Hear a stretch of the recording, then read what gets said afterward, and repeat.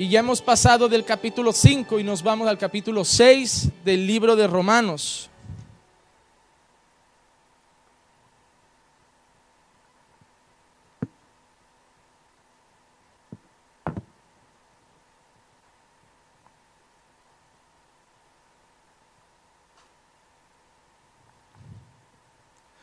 Romanos capítulo 6 y vamos a hacer una lectura inicial de los 11 primeros versículos.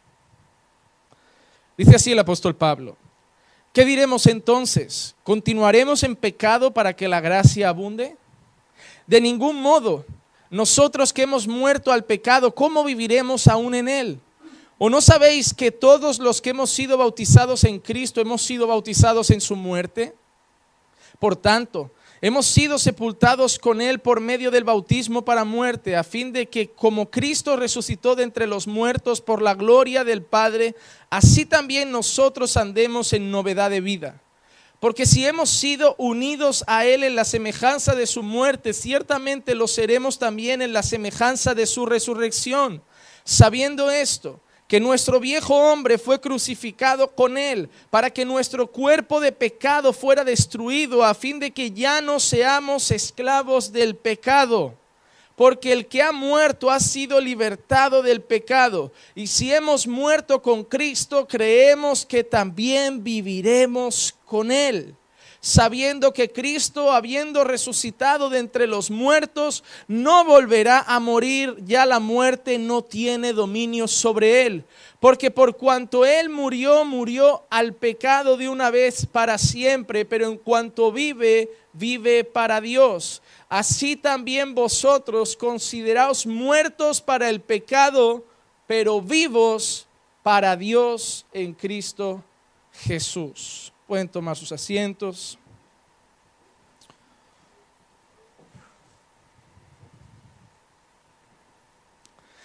El título del sermón de esta mañana es: ya no somos esclavos del pecado.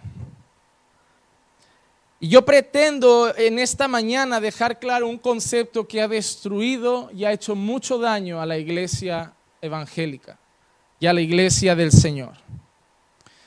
El apóstol Pablo empieza el 6º capítulo con una pregunta. Y muchas veces el apóstol Pablo lanza preguntas a la gente anticipándose a lo que ellos están pensando. Pablo hace una pregunta y es la pregunta que responderá algo que muchos de los que tiene delante ahora mismo se están cuestionando. Si tú has venido siguiendo la serie de sermones en Romanos, te darás cuenta que pasamos por un momento en que Pablo enseña que la salvación es por gracia y mediante la fe, que no es por obras, que nadie se va a salvar por ser obediente a Dios, que nadie se va a salvar por hacer las cosas bien, que nadie se va a salvar por vivir la ley de Dios perfecta, porque Pablo enseña que nadie es perfecto. Y que nadie puede cumplir todos los mandamientos. Y que todo ser humano se equivoca. Y que todo ser humano peca. Y que todo ser humano tropieza. Y que la única manera de aplacar la justicia de Dios, que es perfecta, era que Cristo viviera esa vida perfecta por nosotros. Y nosotros por la fe en él, por gracia, mediante la fe, fuéramos salvos. Porque nunca podríamos ganarnos nuestra salvación. Porque siempre hemos fallado a Dios de alguna manera. Entonces eso es lo que provocaba que toda la gente que escuchara a Pablo dijera una cosa que a mí me dicen. Cuando tú le dices a las personas que la salvación es por gracia, cuando tú le dices a las personas que la salvación no se pierde, te empiezan a gritar cosas como calvinista, hereje, y te dicen esto. ¿Qué es lo que Pablo sabía que le iban a decir? Porque Pablo seguramente hoy lo hubieran dicho calvinista.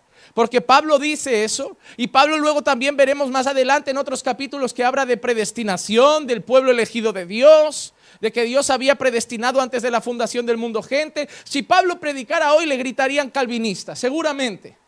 Y Pablo sabe una cosa. Pablo no está enseñando que se puede vivir de cualquier manera, pero la gente está pensando, lo que tú enseñas de que la salvación es gratis, de que es por gracia, de que no hay que ganársela, de que no depende de nuestra obediencia, entonces lo que tú estás diciendo es que podemos seguir pecando. Eso es lo que mucha gente te dice. Cuando tú le enseñas a la gente, hermano, la salvación no se pierde, que los que se enfadan que dicen, ya, pero tú vas a provocar que la gente viva en pecado. que la gente no cumple los mandamientos, que la gente no busque a Dios, que la gente no se humille ante Dios, que la gente no busque humildemente servir, obedecer y seguir de una manera íntegra a Dios, obedeciendo sus mandamientos. Y en ningún momento Pablo está diciendo esto, pero Pablo, que es listo, inspirado por el Espíritu Santo, Pablo se anticipa esa pregunta y dice: ¿qué diremos? ¿Continuaremos pecando para que la gracia abunde? Pablo se adelanta a todo el mundo. Cuando alguien me dice: pastor, cuando usted predica la gracia de Dios, va a provocar que la gente viva en pecado, yo digo lo mismo que Pablo: ¿continuaremos pecando para que la gracia abunde? Y Pablo responde, él mismo hace la pregunta y él mismo contesta: de ningún modo. Pablo está diciendo: yo no he dicho que la salvación sea por gracia significa que vivamos en pecado. Yo no he dicho que no podamos ganarnos la salvación por nuestras obras significa que no obedezcamos a Dios. Yo no he dicho eso. He dicho que es imposible agradar a Dios en todo momento y todos los días. He dicho que es imposible vivir una vida perfecta para llegar sin mancha ante Dios. He dicho que es imposible coger los más de 600 mandamientos que contiene la Escritura y obedecer todos sin fallar en uno. Y que por eso necesitamos a Jesús. Pero no he dicho que los mandamientos no existen. No he dicho que vivas como te dé la gana. No he dicho que puedes pecar porque te vas a ir al cielo aunque vivas en pecado. No he dicho eso. No he dicho eso. Y Pablo dice: de ningún modo podemos continuar pecando si estamos en la gracia, o para que la gracia de Dios abunde. Dice: nosotros que hemos muerto al pecado, ¿cómo viviremos en él? Ahora Pablo empieza a explicar lo que significa esa gracia, lo que significa estar en la gracia de Dios. Porque mucha gente lo explica muy mal. Mucha gente dice: ya no estamos en la ley, estamos en la gracia. Y parece que hacen de la gracia de Dios esa famosa canción de AC/DC. No sé si conocen una canción que se llama Highway to Hell, autopista al infierno. Y eso es lo que han hecho de la gracia de Dios, una Highway to Hell, una autopista al infierno. Enseñar a mucha gente que la gracia de Dios es un coladero en el cielo, que significa haz lo que te dé la gana, que Jesús ya lo hizo bien por ti. Y no significa eso. Hermanos, la iglesia muchas veces se ha ido a dos extremos igual de peligrosos. Extremo 1, legalismo. El legalismo enseña que por tus méritos serás justo ante Dios. El legalismo enseña que tú eres más santo, más justo y más bueno según obedeces más que otros, o según vas obedeciendo más o menos los mandamientos. El legalismo enseña que tú te ganas a pulso tu entrada al cielo de la misma manera, que si no obedeces la pierdes. El legalismo provoca comparativas entre hermanos. Él es menos santo, mira esa hermana, mira ese hermano. ¿Por qué? Porque yo estoy haciendo las cosas bien. Yo sí que merezco eso, yo sí que merezco aquello, yo sí que merezco lo otro, yo sí que tengo la entrada al cielo, ese hermano no. El legalismo trae comparaciones. El legalismo provoca orgullo. El legalismo está regado con soberbia. El legalismo es la imagen clara de los fariseos de la época de Jesús. Hombres como Nicodemo. Hombres que aparentemente cumplían todos los mandamientos, pero que por dentro estaban muertos. Pero nos vamos al otro extremo. Gente que ha tomado la palabra de Dios para enseñar una cosa que se llama seguridad de salvación, que significa que si Dios te quiere salvar, te va a salvar. Y que si Dios te ha escogido, nadie te va a arrebatar de sus manos. Y la gente ha hecho de eso otra cosa en el otro extremo, que es la autopista al infierno, el libertinaje. Las niñas vienen vestidas a la iglesia de cualquier manera. Ya no hay modestia. Se visten enseñando el ombligo, pantalones más cortos que su propia ropa interior, que no sabe si van con faldas o con cinturones. La gente vive de cualquier forma, emborrachándose, yendo a la discoteca porque no importa, escuchando todo tipo de cantantes porque no importa la música, viendo todo tipo de películas en internet porque no importa el contenido. Yo soy fan de Juego de Tronos y luego me voy a ver la película de Deadpool al cine, o sea, de mal en peor. Llenando los ojos, los oídos de cosas completamente contrarias a valores cristianos. Esas son las enseñanzas que han provocado iglesias pastoreadas por homosexuales, frecuentadas por homosexuales, donde la homosexualidad ya no es pecado, porque Dios ama a todos por igual. Y han hecho de la iglesia un lugar de libertinaje, un lugar donde acaba el culto y salimos a fumarnos un cigarrito a la puerta, un lugar donde los niños van predicando en pantalón corto con dilataciones y rastas, donde todo da igual. Y parece que si tú quieres vivir en santidad te llaman legalista. No, hay un punto medio, que es la verdadera gracia de Dios, donde no soy legalista porque no creo que mi obediencia me hace mejor que nadie, donde no soy legalista porque no creo que mi obediencia me hace más justo ante Dios, pero tampoco me voy al extremo de creer que como tengo permiso voy a pisotear la sangre de Jesús y vivir como quiera. Un extremo donde estoy en medio, donde vivo la verdadera gracia de Dios y donde por amor a Jesús obedeceré sus mandamientos. No para ser más bueno, sino porque lo amo. No para ser más digno, sino porque lo amo. Y la verdadera gracia de Dios, hermano, la definición que tiene es la capacidad de Dios sobre el creyente para no ser más esclavo del pecado. La gente fuera cree que es libre, pero solo es libre de escoger cosas malas. Nunca de su corazón van a hacer la voluntad de Dios. Y cuando Dios inunda tu corazón con su gracia, lo que hace es romper esa cadena de esclavitud del pecado. Y ahora eres libre. Y ahora puedes mirar al pecado y decir, no, ya no me dominas. La comida ya no me domina, el alcohol ya no me domina, la droga ya no me domina, el chisme ya no me domina, la ira ya no me domina, el sexo ya no me domina, la pornografía ya no me domina, la masturbación ya no me domina. Porque estoy en la gracia y la gracia es la capacidad que me ha hecho Dios para ser libre del pecado y poder decir no y agradarlo con mi vida. No es la libertad absoluta para olvidar los mandamientos. Que tú no seas juzgado por la ley de Dios no significa que la ley de Dios haya pasado. La ley moral de Dios sigue vigente. ¿O crees que puedes mentir? ¿O crees que puedes robar? ¿O crees que puedes codiciar? La ley moral de Dios está ahí, es el carácter de Dios. Dios no ama la mentira, Dios no ama el adulterio, Dios no ama la fornicación, Dios no ama la codicia. Y los creyentes van a vivir de una manera de acuerdo a la voluntad de Dios, estando en la gracia. Pablo dice, ¿cómo viviremos en pecado si hemos muerto a él? Hermano, nacer de nuevo significa primeramente morir al pecado. Tú eras un pecador, sin esperanza. Y una vez conociste a Dios, tú has nacido de nuevo. Pero has tenido que morir primero al pecado. Tiene que haber una muerte en tu vida. La muerte al viejo hombre, la muerte al pecado. Miren lo que dice Pablo en Gálatas 2:20. Y esto tiene relación a lo que leíamos anteriormente en Romanos 5. Con Cristo he sido crucificado y ya no soy yo el que vive, sino que Cristo vive en mí. Y la vida que ahora vivo en la carne, es decir, la vida que ahora vivo en este cuerpo mortal y terrenal, la vivo por la fe en el Hijo de Dios, el cual me amó y se entregó a sí mismo por mí. He sido crucificado con Cristo. El viejo hombre en Adán era esclavo del pecado, pero ha muerto en la cruz. Yo ahora he muerto en la cruz. Mi pecado está ahí con Jesús. No solo el castigo, sino el poder que tenía el pecado sobre mi vida. Ahora soy libre. Hoy la gente va a las iglesias a romper cadenas. Hay iglesias que hacen libertación de cadenas rotas. ¿Cadenas de qué? De ansiedad. ¿Cadenas de qué? De tristeza. ¿Cadenas de qué? De angustia. ¿Cadenas de qué? De depresión. Cuando la mayor cadena ya se rompió y es la del pecado.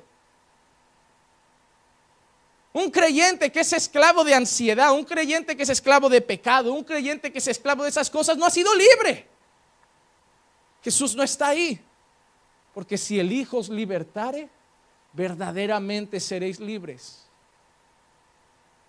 Donde está el Espíritu de Dios, allí hay libertad. ¿Libertad sobre qué? Sobre el pecado y todas sus consecuencias. Libertad en Cristo sobre las consecuencias del pecado, el dominio del pecado sobre mi vida. Hermano, lo que yo quiero enseñarte en este día es que si tú tienes en tu cabeza la idea de cada día pecamos porque somos humanos, estás yendo derecho al infierno. Y lo siento mucho.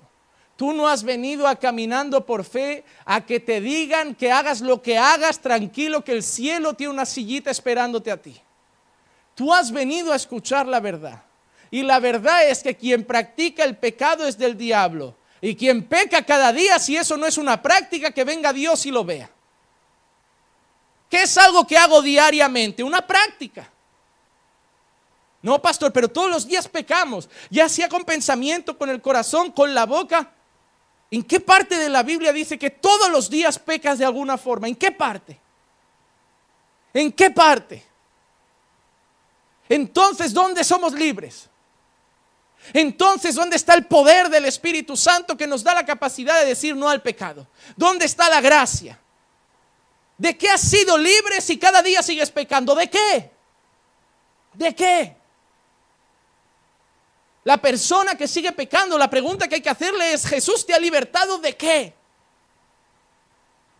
De la ansiedad. ¿Tú crees que Jesús vino a morir por tu ansiedad? De la tristeza. ¿Crees que Jesús vino a pagar por tu tristeza? No, Jesús vino a libertarte del pecado, de la esclavitud al pecado. Si tú todos los días odias, si tú cada 2 por 3 eres rencoroso, si tú cada 2 por 3 haces chisme, probablemente seas un heredero del infierno. Por mucho que vayas a todas las actividades religiosas de la iglesia, quien no practica la santidad no heredará el reino de los cielos. Sin santidad nadie verá al Señor. Hermanos, lo siento mucho. Pablo empieza a hablar durante 5 capítulos de que todos somos pecadores y que por la gracia de Dios somos salvos por la fe en Cristo. Pero ahora Pablo empieza a ver que eso significa que muchos falsos creyentes se acomodan en el pecado. Y Pablo dice: no, ahora os voy a decir cómo vive un creyente. Y lo primero que vengo a deciros es que el creyente no vive pecando. ¿Continuaremos en pecado para que la gracia abunde? De ninguna manera. Porque ya hemos muerto al pecado. Mire el versículo 3 lo que sigue diciendo. ¿O no sabéis que todos los que hemos sido bautizados en Cristo Jesús hemos sido bautizados en su muerte? Por tanto, hemos sido sepultados con Él por medio del bautismo para muerte, a fin de que como Cristo resucitó de entre los muertos por la gloria del Padre, así también nosotros andemos en novedad de vida.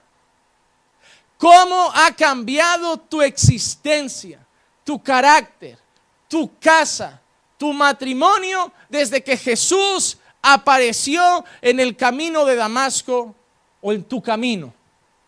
¿Cómo ha cambiado tu carácter, tu personalidad, tu familia, tu relación paternal, tu relación padre e hijo o hijo-padre, tu relación entre esposos? ¿Cómo ha cambiado el ambiente de tu casa? ¿Cómo ha cambiado el ambiente de tu trabajo? ¿Cómo ha cambiado tu manera de enfrentar las situaciones difíciles? ¿Cómo ha cambiado tu corazón desde que Cristo apareció en tu vida? Pastor, ya no bebo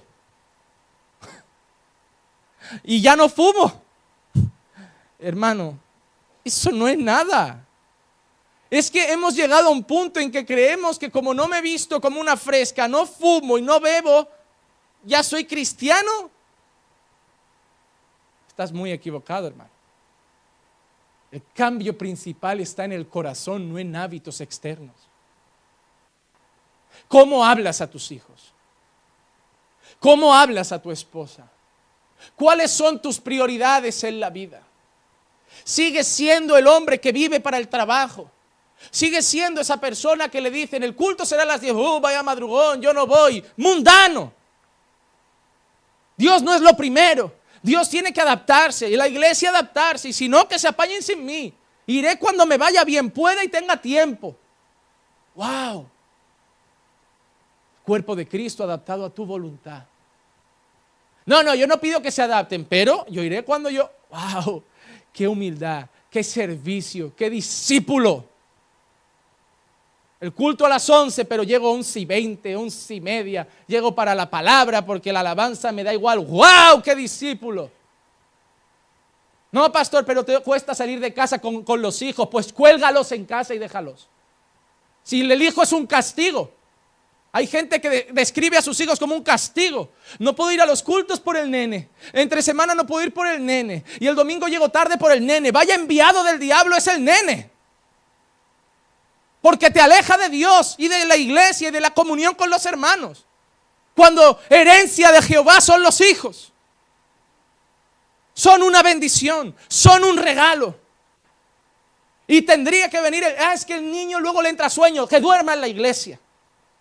Es que el niño tiene hambre, pues lo sacas un momento y merienda en la iglesia. Es que se pone pesado hasta que se acostumbre en la iglesia. ¿Qué quieres? ¿Traerlo con 15 años y que allí le coja gusto? Ay, qué lástima me da. ¿Cómo lloraréis? ¿Cómo lloraréis cuando venga aquí con los pantalones por las rodillas, escuchando música de cualquier tipo, con amigos de todas las maneras? Y vas a llorar y decir, pastor, llevo toda la vida en el Señor y mira lo que ha sido mi... No, hermano, un fracaso. Fracaso. Cuando has muerto a tu antiguo hombre, las prioridades en tu vida cambian. Primeramente Dios, luego mi casa. El trabajo es casi lo último. El trabajo lo voy a hacer porque hay que pagar facturas. Pero no voy a vivir para trabajar. Voy a trabajar porque tengo que vivir en esta tierra. Las prioridades son otras. ¿A qué le doy el tiempo libre? Cambian las prioridades. Yo es que mi familia me han criado así, soy un hombre rudo. Pero si la Biblia dice que tú tienes que tratar a tu mujer con cariño, como un vaso más frágil, me da igual cómo te criara tu padre. Si eres áspero, te amoldas a la Biblia. Es que en mi casa, pastor, a mí no me criaron así. Yo no sé dar cariño, yo no sé decir palabras. Que me da igual. Que me da igual lo que tu padre estropeara. Ahora tienes que ser lo que Dios te dice. Pastor, yo he criado en una casa donde mi madre llevaba los pantalones, donde mi madre es la que dirige, donde mi madre, porque mi padre era un plátano ahí apartado y no servía para nada y mi madre ha tirado. ¿Y qué es lo que haya hecho tu madre? Tú vas a hacer lo que el Dios dice. Porque luego las lágrimas se salen al despacho del pastor a pedir ayuda y que el pastor arregle lo que tú no quieres hacer nada. El pastor no puede arreglar lo que tú no quieres hacer bien. ¿Quieres que arregle un hijo que tú has estropeado porque no eres el padre que Dios quiere? ¿Quieres que arregle un matrimonio que vosotros habéis estropeado porque ni eres el marido ni la mujer que Dios quiere? ¿Qué milagro quieres? Si lo primero que te va a decir Dios es, vive conforme a mi voluntad y ya verás cómo te bendigo. Pero ¿desde cuándo voy a bendecir la desobediencia? Tú quieres ser una feminista autoritaria y el hombre quiere ser un vago aplatanado y queréis una casa ordenada, el hijo catedrático y que todo vaya bien. ¿Qué nos enseñó Jairo ese viernes? Salmo 128, que era, bienaventurado el varón que teme al Señor. Estar en la gracia es tener temor de Dios. Es vivir conforme a la voluntad de Dios. Es tropezar por el camino, obvio, vas a equivocarte. No te estoy diciendo que nunca vas a pecar. Te estoy diciendo que ya no va a ser tu práctica. Te estoy diciendo que ya no va a ser diario. Te estoy diciendo que ya no eres un esclavo. Te estoy diciendo que ahora puedes vencerlo con la ayuda de Dios. La gente me viene y me dice, pastor, he vuelto a caer. Y yo le pregunto solo unas cosas. Esta semana, ¿cuántos cultos fuiste? Muy bien. ¿Cuántas horas has orado? Oh, pastor, no he tenido mucho tiempo. A ver. ¿Quieres ser libre de pornografía, de masturbación, de ira, de enojo, de rencor, de un montón de cosas y oras media horita para que Dios te libre? Eso no es luchar contra el pecado. Enciérrate en tu habitación, tira el ordenador por la ventana, lanza el teléfono al mar. Huye de todo contacto femenino, dobla tus rodillas y enciérrate una semana sin salir de ahí, ni comas. Llorando a Dios para que te libre de eso. Y ven a decirme luego que no hay la mano de Dios trabajando ahí. Eso no es pentecostalismo. Eso no es ser carismático. Eso es sufrir con el pecado porque sabes que no agrada a Dios. Porque cada vez que lo vuelves a hacer es como si tú le volvieras a clavar la lanza en el costado.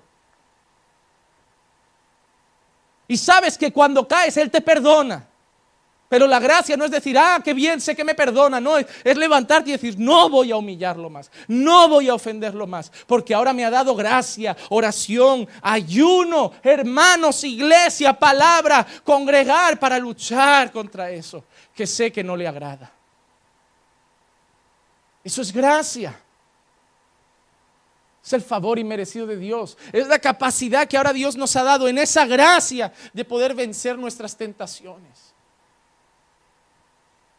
Ya no vengas con el cuento de es que somos de carne y la carne es débil y el pecado que es vitamina. La carne es débil, pero el espíritu es poderoso. Lo que si no alimentas el espíritu porque ahora te vas corriendo a casa, como el domingo, en vez de quedarte, tienes la oportunidad de alimentar a las 4:30 otra vez el espíritu. No, pastor, no, te vas a ir a casa, ¿sabes qué vas a hacer? Tu paseíto, un café, un rato de tele, y luego quieres que tu matrimonio esté así. Venga, hombre, Dios te está regalando oportunidades para que tu casa reine la paz, el amor, que sea una casa bienaventurada, feliz, con hijos temerosos de Dios, con una mujer temerosa de Dios, con un hombre temeroso de Dios, y tú quieres irte a pasear. Cada culto, cada oración, cada café con un hermano es el momento en que Dios te está dando más gracia para sobreponerte un día más a la carne. Alejados de Él nada podéis hacer. ¿Cuántas horas has orado esta semana? Eso es lo triste de las iglesias, que esa pregunta es vergonzosa. Porque si somos sinceros, me va a costar encontrar a alguien que haya orado 1 hora al día. 1 de 24. 1. No somos dignos de ir llorando al pastor, ni a la iglesia, ni a Dios para que nos arregle la casa, cuando ni 1 hora al día pasamos con Él de rodillas. ¿Sabes cuándo van a empezar a cambiar nuestras vidas? Cuando pasemos más de rodillas y menos con la boca abierta. Cuando pasemos más de rodillas y menos entretenidos. Cuando pasemos más de rodillas y menos en el gimnasio. Cuando pasemos más de rodillas y menos entretenidos y paseando y haciendo un montón de quehaceres innecesarios. Cuando oremos más, las vidas cambian, las vidas son transformadas.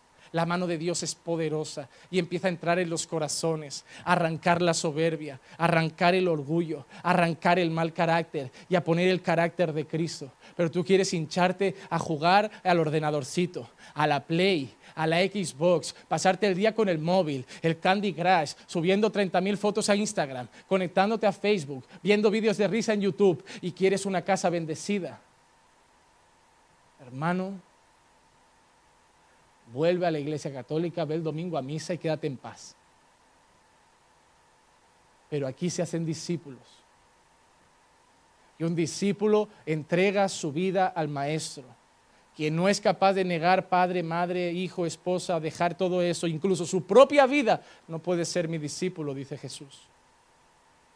El que quiera venir en pos de mí, tome su cruz cada día y sígame. Palabras de Jesús.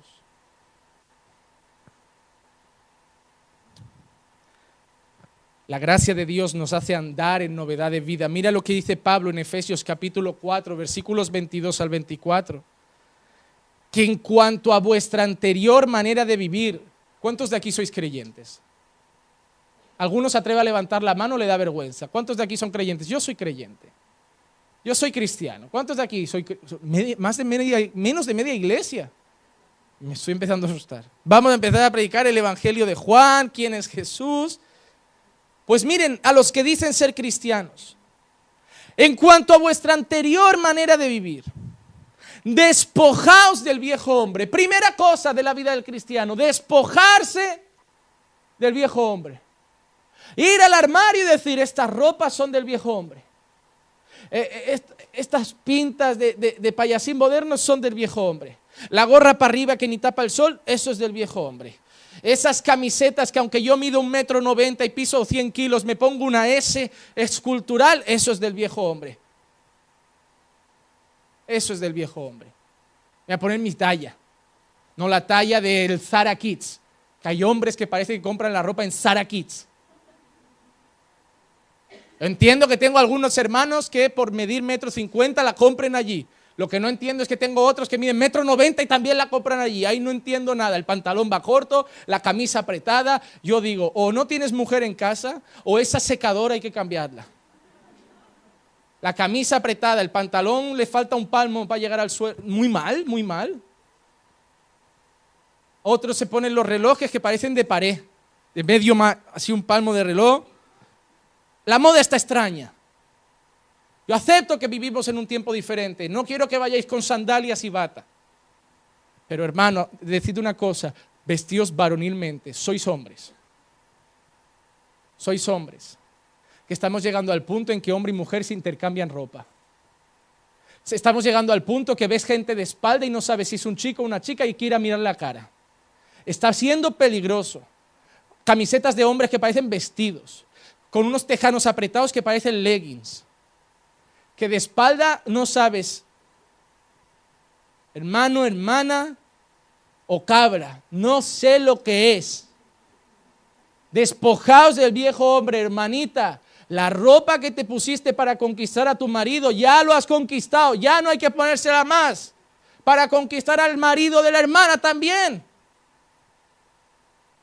Hermana, no te pongas una ropa que para ponerte a orar en la iglesia tienes que tirar primero para abajo para que no se te vea lo que no se tiene que ver. Ponte una ropa que cuando te agaches en la iglesia en vez de un muro podamos tener una silla porque no se ve nada. Hay hermanas que llegan con un abrigo largo y no sabes si llevan nada debajo del abrigo. Despojaos del viejo hombre. Pastor, eso es legalismo, es ropa. En la Biblia hablan de ropa. Ves a leer las cartas de Pablo. Ves a leer. Y Pablo no era legalista, predicaba la gracia. Pero la gracia sobre los creyentes, personas que eran luz, que representaban a Jesús, a un pueblo santo, una nación santa, real sacerdocio. Tu manera de tratar a tu marido, despójate de la vieja. De gritarlo, de no tolerarlo, de no le paso una, no, le vas a pasar 2, 3 y hasta 70 veces 7. Yo no aguanto que me griten, vas a tener que callar a veces. Yo no, despójate del viejo hombre, la mujer antigua Dios no la quiere. Y hombres, despojaos de ese hombre orangután que solo vive para el trabajo, los amigos y subir a cenar, que en vez de casarse parece que buscaba una mujer con quien, una madre con quien poder acostarse. Yo lo siento mucho, pero lo veo en muchos hombres que no querían una esposa, querían una madre con la que poder tener relaciones sexuales. Que no lo hacían con la suya, que era la mujer perfecta para ellos porque era la madre, porque si no... Porque lo que querían es alguien que les tuviera la cama hecha, la casa limpia, la comida caliente, la ropa planchada y por la noche se pusieron picardías. Una madre con quien acostarse. Despójate del viejo hombre porque ahora tienes una mujer a la que cuidar, a la que amar, a la que proveer, a la que proteger, a la que atender, a la que dar cariño, a la que mimar y a la que entregar tu vida por ella. Pastor, yo no me he casado para eso, tarde, pero los solteros estáis a tiempo. Eso es matrimonio. Eso es matrimonio. Despojarse del viejo hombre y ahora ser el marido que Dios quiere. Despojarse de la vieja mujer y ahora ser la mujer que Dios quiere. Despojarse del viejo padre, del que dejaba al niño hacer lo que le daba la gana, que cuando el niño grita se le consiente. No, el que corrige con vara. Pero el que corrige en el temor del Señor, en el que enseña al niño que antes que obedecerle a él, tiene que obedecer a Dios. Enseñar al niño a amar la congregación, a amar al pastor. ¿Cómo quieres que el niño venga a la iglesia con gozo? Viene cansado, con ganas de jugar porque llegas a casa, te quejas de la iglesia, te quejas de los hermanos. Que está tarde, que está tal, que está lejos, que cuesta aparcar. El niño solo escucha cosas malas en casa de la iglesia y quieres que venga con ganas, que ame venir y que lo crías en el Señor. No.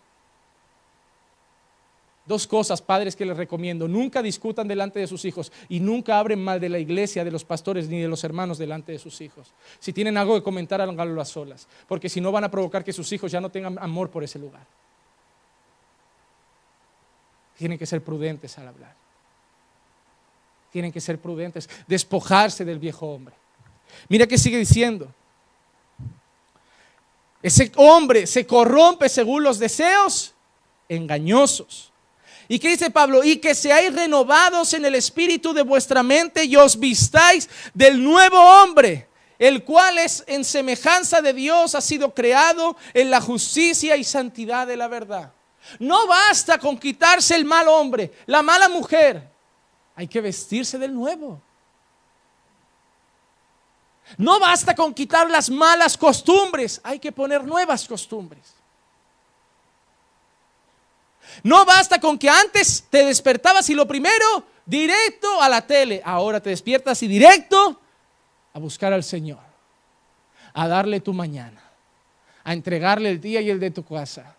No hay nada más bonito que un padre que se levanta y antes de ir al trabajo pasa por la habitación, primero le pone la mano a la mujer. Señor, me voy a trabajar, pero guarda a mi esposa. Quédate en casa, protégela de todo mal y bendice a mi ayuda. Y antes de salir corriendo, no, primero pasa también por la habitación del niño. Y si está dormido, calladito y despacio, le pone la mano. Señor, me voy a trabajar para proveer para los míos, pero aquí queda mi hijo. Cuida sus pasos. No le dejes corromperse en la escuela. No lo dejes andar con malas amistades. Protégelo. Qué cosa más bonita de empezar el día. Pero salís embalaos. Y luego se os cruza el primer coche por la carretera y vais a gritos. Si no habéis presentado el día al Señor, ¿cómo queréis ya? Si vais así, lo sabéis, que a mí también me pasa. Luego llegáis, pastor, ayúdame porque tengo un problema de mal carácter. ¿Cómo empiezas tu día? ¿Saben qué dicen los científicos? Que cómo empieza el día determinará en gran manera cómo va a ser el resto. Empieza el día peleado con tu mujer y ya verás cómo el día está amargado todo. Empieza el día haciendo el amor con tu mujer y ya verás qué tranquilo estás todo el día. Eso no. Es la realidad. Empieza el día gritando a tu mujer y mira cómo sigue el día. Empieza el día llevándole el desayuno a la cama a tu mujer y mire cómo sigue ese día los dos. La manera como empezamos muchas veces los días determina cómo siguen. Y los empezamos corriendo, con prisas, mirando el móvil, la agenda y todo lo que tengo que hacer. Hermanos, tú no eres una máquina creada para trabajar y vivir corriendo. Tienes que vestirte de ese nuevo hombre, nuevas costumbres, nuevos valores, nuevos principios, nueva vida. Versículo 5. Porque si hemos sido unidos a Él en la semejanza de su muerte, ciertamente lo seremos también en la semejanza de su resurrección. ¿Qué está diciendo Pablo? Si hemos muerto con Cristo, también resucitaremos en gloria con Él cuando Él venga. Hermano, la prueba de que tú vas a ir con Dios eternamente es que tú has muerto en esta tierra al pecado. Has muerto al viejo hombre en Cristo. Esa es la garantía de que resucitarás con Él. Sabiendo esto, que nuestro viejo hombre fue crucificado con Él para que el cuerpo de pecado fuera destruido. Dice antes que hemos sido crucificados con Cristo. Dice que hemos sido crucificados con Él. ¿Para qué? Para que el cuerpo de pecado sea destruido. ¿Tu carne ha sido destruida? ¿O sigues teniendo cuerpo? ¿A que tienes cuerpo? Entonces, ¿qué ha sido destruido? La naturaleza pecaminosa, la esclavitud al pecado. Hermano, hay gente que lleva 4 años en la iglesia, 5 años en la iglesia y sigue teniendo el mismo temperamento áspero, irritante, la misma falta de paciencia, la que cada vez que hay algo que no le gusta pone una mala cara. No ha cambiado nada. Cumple con la iglesia, cumple con la religión, cumple con su fe, pero no ha cambiado nada. No hay novedad de vida. ¿Cuántos hijos saben la hipocresía de los padres? Esposas conocen la hipocresía de los maridos.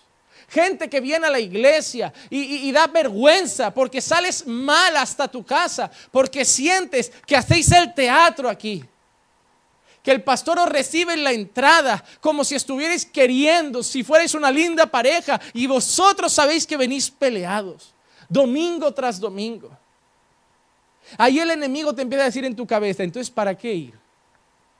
No seas hipócrita, quédate en casa, no engañes a nadie, ya basta de mentiras, no finjas más.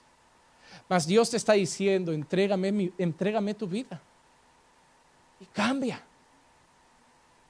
¿Qué es más fácil? ¿Rendirte a seguir siendo la misma persona y acabar solo en la vida, dominado por el pecado y el diablo? ¿O rendirte a Dios, dejar que su espíritu te transforme y tener una casa transformada en un año? No te hablo de cambios de un día para otro, pero hablo de que tu vida puede ser otra en un año, hermano. Un año fiel al Señor, un año caminando con el Señor, un año entregado al Señor. Tu casa es otra, hermano. Tu casa es otra. Yo he vivido eso a veces en casa, en una semana, en que se decide buscar a Dios más en oración, ver más predicaciones en casa, estar más en comunión con Dios. En una semana ya se empieza a sentir otro ambiente. Ya empieza a apetecer llegar a casa del trabajo. En una semana. El problema que es que a veces nos dura poco más de una semana la motivación. No, tiene que ser constante, perseverancia. Sabiendo que nuestro viejo hombre fue crucificado con él para que nuestro cuerpo de pecado fuera destruido, a fin de que ya no seamos esclavos del pecado, porque el que ha muerto ha sido libre del pecado. ¿Cuál es el mayor deseo de Dios a través de su gracia? Que ya no seas esclavo del pecado. Y yo quiero que te analices por un instante. Y solo tú vas a saber si pecas o si todavía eres esclavo del pecado.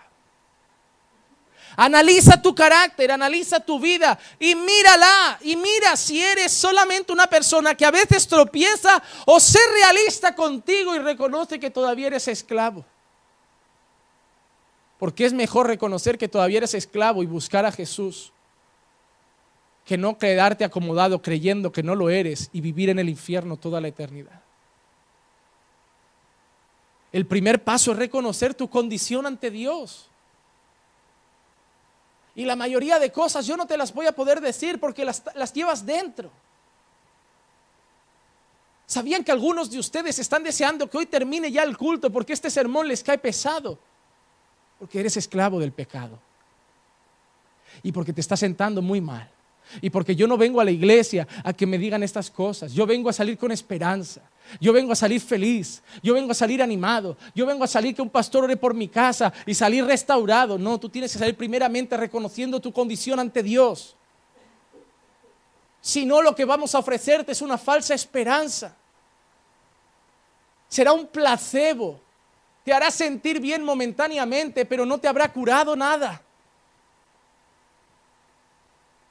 Hermanos, Dios nos está dando la oportunidad de analizar nuestra vida y Pablo nos está describiendo cómo es la vida del creyente. Ya no somos esclavos del pecado y ahora hemos sido libres de él. La mayoría de iglesias modernas hablan de ser esclavos del diablo, de gente que está atada al diablo, de gente que es perseguida por el diablo, de gente que es atada por demonios. Cuando la Biblia nos enseña que la peor esclavitud del creyente es la del pecado, no la del demonio. ¿Qué mal te ha hecho el diablo a ti, hermano? Analiza tu vida y todas las cosas malas que han pasado y mira en cuáles el demonio ha estado. Ahora analiza tu vida y mira todas las cosas malas que han pasado y mira en cuáles tú has estado. Y verás que el mayor diablo de tu familia eres tú. Y que el mayor demonio de tu matrimonio eres tú. Y que no es un espíritu. Que no necesitas un culto de liberación. Que no necesitas que el pastor vaya a orar en tu casa. Que necesitas pedir perdón a Dios, arrepentirte de tus pecados, despojarte del viejo hombre y andar en novedad de vida. Necesitas ser transformado. Y eso es lo único que yo no puedo hacer. Yo no puedo cambiarte. ¿Por qué? Porque yo no puedo cambiarme ni siquiera a mí mismo. ¿Sabes cuál es mi mayor deseo como pastor muchas veces?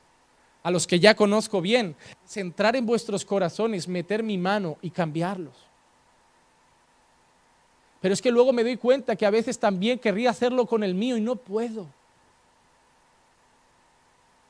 Por eso cuando te sientas con tu marido y dices, vamos a hablar, nos falta comunicación. Yo te voy a decir lo que no me gusta y tú me vas a decir lo que no te gusta. Entonces al final acaba en una gran promesa de, perfecto amor, desde hoy ya no lo haré más. Y esa promesa le va a durar 15 días, una semana, algunos media hora. ¿No lo prometiste en serio? Sí, te aseguro que sí. En el fondo no querías cambiar. Sí, quiero. Cuando tu marido o tu esposa vuelva a fallar, no es que pase de cambiar, no es que no quiera cambiar, es que no puede. Es que la gente no cambia. Así mismo no.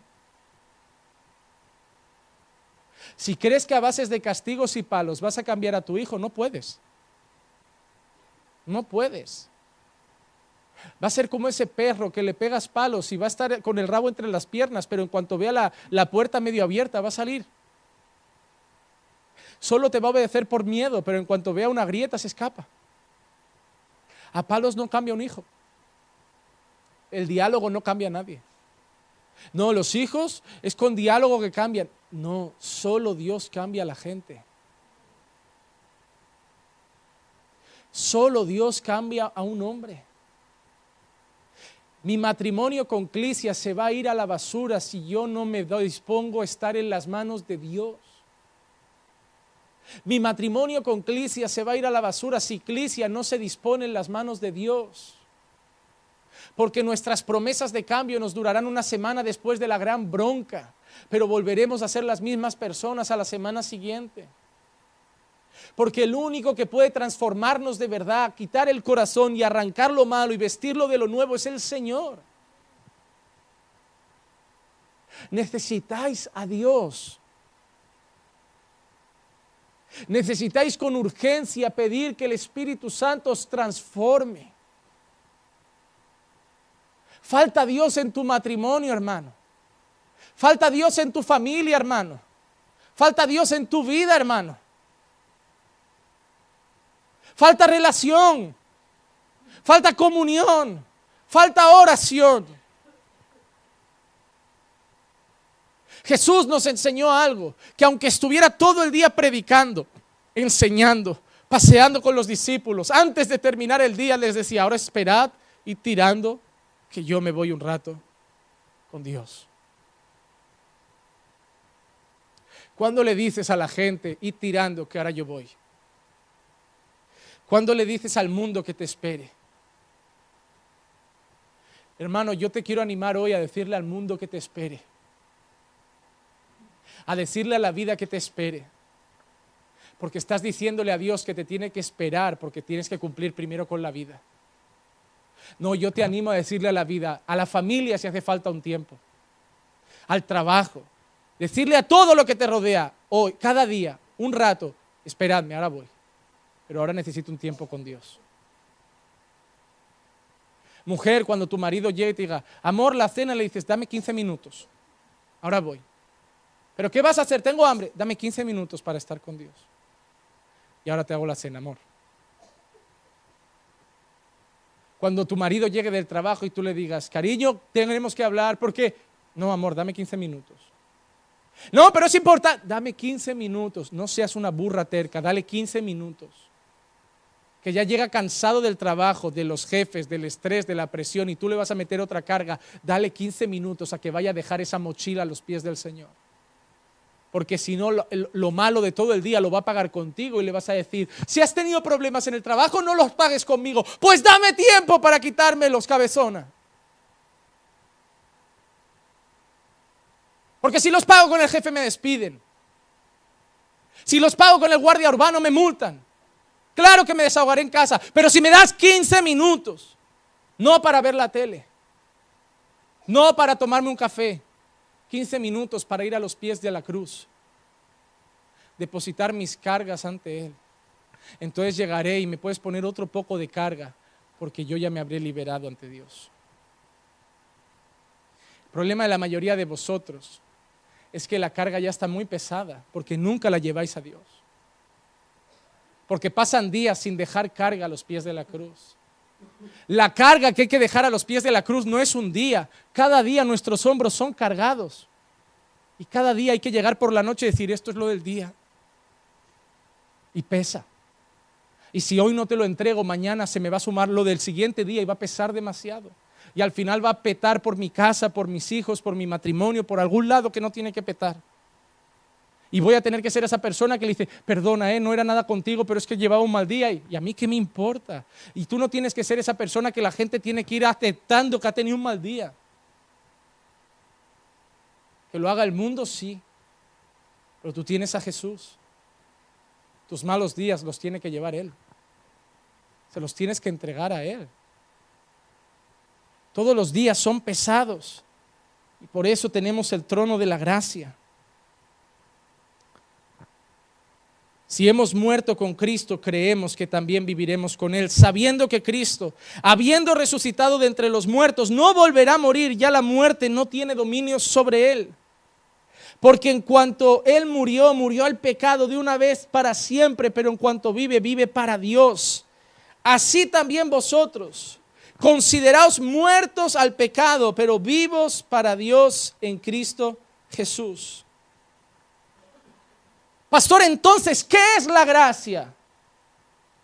Versículo 1 y 2, continuaremos en pecado de ningún modo, hemos muerto al pecado. Versículo 4, para andar en novedad de vida. Versículo 6, para que no seamos esclavos del pecado. Versículo 7, para que seamos libres del pecado. Versículo 11, muertos al pecado, pero vivos para Dios. ¿Qué es la gracia? Haber muerto al pecado y estar vivos para Dios.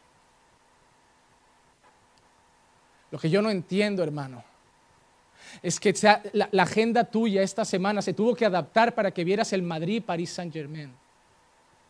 Pero tú no adaptas nunca tu agenda para ir a un culto entre semana.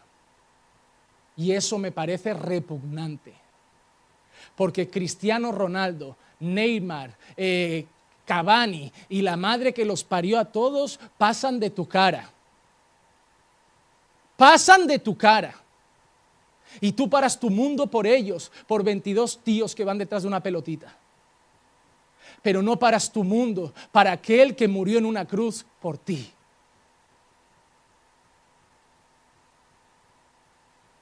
Que eres capaz de dejar a tu familia 1 hora y media más la prórroga o más el tiempo de entre partes para estar 2 horas y que nadie te moleste, porque muchas veces te vas hasta el bareto a verlo con los amigos. Es muy triste que tenéis más tiempo para Messi que para vuestra mujer. Es muy triste que tenéis más tiempo para chavales que ganan 80 millones, 100 millones, cuando estáis pasando hambre y ni trabajo tenéis. Vergüenza. Eso es la carroña de esta sociedad.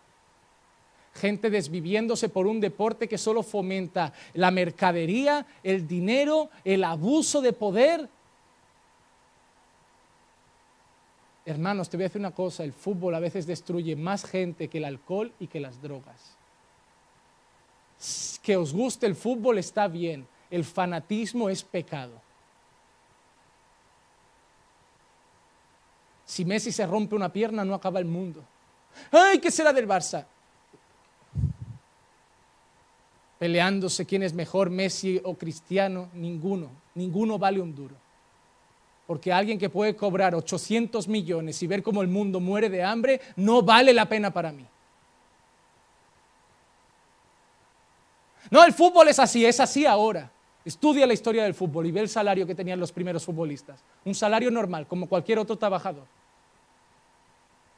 El fanatismo del corazón del público hizo que se volvieran una marca. Una marca. Primero Dios, luego tu familia, luego la obra de Dios, luego tu trabajo. Y si sobra tiempo, le afeitas la barba a Messi. Y si no, pues nada. No has visto a tu mujer en todo el día. No tienes tiempo nunca para tu casa. Pero ese día no puedes ponerte una película y verla en familia. Tienes que parar el fútbol, poner ahí el Madrid y el París porque es el partido. ¿Para qué? ¿Para qué? Para pelearte luego en las redes sociales, despotricar contra el árbitro, despotricar contra uno, despotricar contra el otro. Lo roban siempre, está comprado, este solo marca de penalti. ¿Para qué? ¿No tienen mejores cosas en las que invertir la vida? Pastor, ¿el fútbol es pecado? Obvio que no. Aquí está testigo mi mujer. Yo juego en una pachanga con amigos una vez a la semana. Me acuerdo que jugué el miércoles y había fútbol, el gran partido. Mis compañeros, acababa el partido, se fueron al bar, dijeron, no, y después del partido vemos. Digo, yo ya me he tirado 1 hora o 2 horas fuera de casa, tirar otras 2 para ver a los 4 esos ahí dando pataditas. Yo vuelvo a casa, que ya son las 9 menos cuarto, que no es hora de que un marido ande en un bar. Vuelvo junto a mi mujer. Le cuento lo bien que fue el partido. Le cuento que perdíamos 3-0, que ganamos 4-3 y que eso no hay París-Madrid que lo pague. Pero estoy con ella. Que no es que las cosas estén mal, es que cuando Dios es lo primero, tus prioridades cambian. Tu esposa empieza a tener el valor que tiene que tener, tus hijos el valor que tienen que tener, tu casa el valor que tiene que tener, la iglesia. ¿Dónde estás entre semana, hermano? Trabajando. Aquí también hay hermanos que llegan con el mono lleno de pintura. Del trabajo vienen aquí, sacan tiempo. No, hermano, sé realista, no vienes porque no quieres. Ya, pastor, es que vivo lejos, aquí hay gente que vive lejos. Hermano, la vieja vida se ha acabado. Hay un versículo que define bien lo que es la gracia y yo termino con esto. Tito capítulo 2, versículo 11 al 13. Dice, porque la gracia de Dios se ha manifestado trayendo salvación a todos los hombres. Hasta ahí maravillosa. La gracia de Dios ha traído salvación. Pero mira que sigue diciendo Pablo a Tito.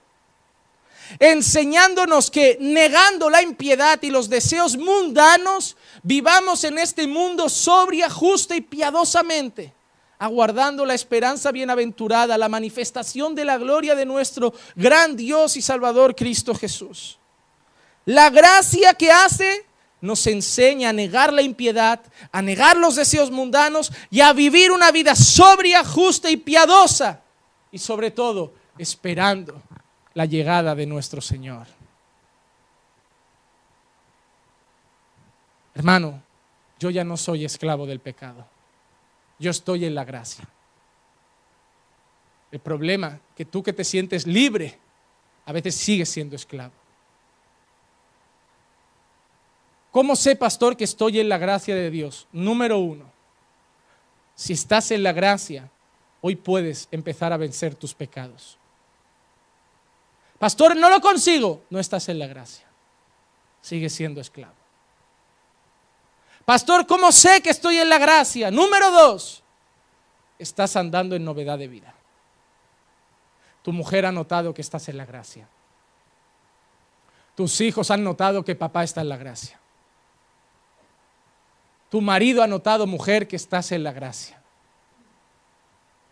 Tus padres están notando que estás en la gracia. Tus vecinos están notando que estás en la gracia, porque estás andando en novedad de vida. Número 3, has muerto al pecado, pero es que ahora vives para Dios. Estás en la gracia, estás sirviendo a Dios, estás participando de la iglesia, estás participando de la obra, estás creciendo en el Señor. Has hecho los cursos, vienes a hacer discipulados, vienes a que te enseñen, quieres crecer. Hermano, estoy deseando que gente nueva que está viniendo venga y me diga, pastor, ayúdanos a crecer, queremos aprender, somos nuevos en esto, hermano, yo quiero enseñarte. Yo quiero darte mi tiempo. Queremos ayudaros. La pregunta es, ¿queréis novedad de vida? Hermano, la gracia no te deja pecar. No, la gracia te ayuda a dejar de pecar. Pastor, pero es que a veces me vienen pensamientos. El pensamiento no es pecado. Hay gente que cree que se le pasa un pensamiento por la cabeza y pide perdón a Dios diciendo, Señor, perdóname por lo que se me ha pasado. No. ¿Qué has hecho con ese pensamiento? Eso es el pecado. Que se te pasa un pensamiento inconscientemente no es pecado. Tú no lo has dominado, tú no lo has elegido. Lo que tú hagas con ese pensamiento es el pecado. Por eso a veces gente que dice, ay, es que perdóname porque si he pecado con la mente. No, si tú no te has quedado maquinando cosas que no debías, no es pecado. Se me ha pasado algo malo por la cabeza, pero mira, fuera, esto no es del Señor, ya está, no has pecado.